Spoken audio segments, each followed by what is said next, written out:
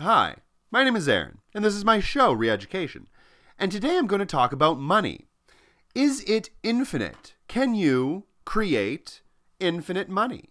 I mean, if you look back at the crash that happened in 2007, you would assume that, yes, we could create infinite money, and in fact, they've done something very similar to that.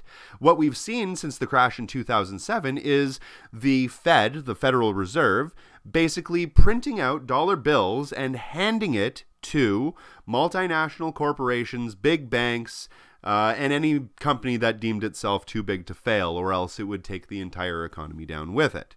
So that leads us to the question that if money can just be printed ad infinitum, then should there ever actually be another crash again? I mean, I would assume that no crash could ever happen again because we could just insulate ourselves by printing more money.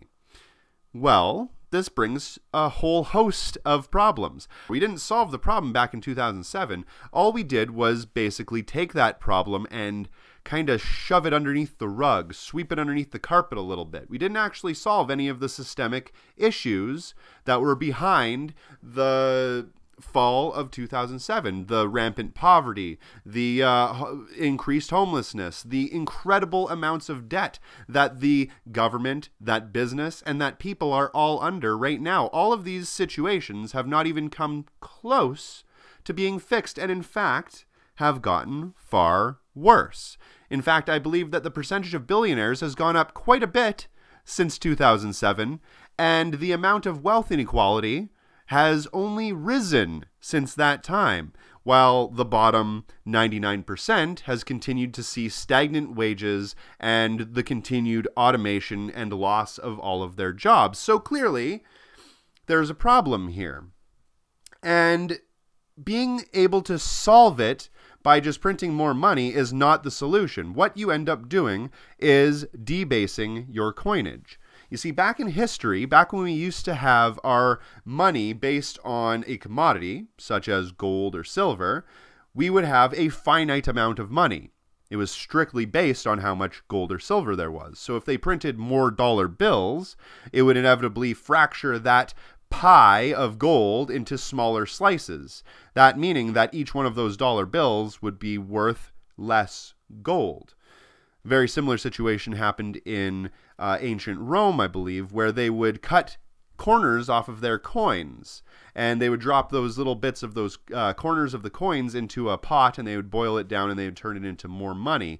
And that was basically a way for them to create more currency from the same amount of gold or silver stock that they had. It didn't actually create more money. All it did was debase their coinage, was devalued their money. That is what would happen nowadays if our system was still based on gold. But since it's not, a lot of people are under the false impression that money can just be fictitiously created ad infinitum, that it just will never stop being able to be printed, and that is not true. The thing about money nowadays is, though it's not based on a specific commodity, it's kind of more like Santa Claus, whereas it only exists if you believe in it. So to use the United States as an example, they are basically the fiat currency throughout the world. They are the #1 currency that is used all across the globe. If their economy keeps collapsing, then that means that there's no real reason for us to continue to go on with thinking that their dollar is going to be stable. And that's why you see a lot of countries moving away from using the United States dollar, like China. This is because people are starting to not believe in it. It's starting to become less useful. The amount of money that you can produce will be finite because the amount of money that you produce is directly in correlation to the amount of belief somebody has in that money. As soon as people stop believing in it, it disappears. There's only so much money in the world that can be used in a reasonable way. You can continue to print bills forever, but all you're doing at that point is just printing paper. That money has absolutely nothing backing it because the people need to believe in it.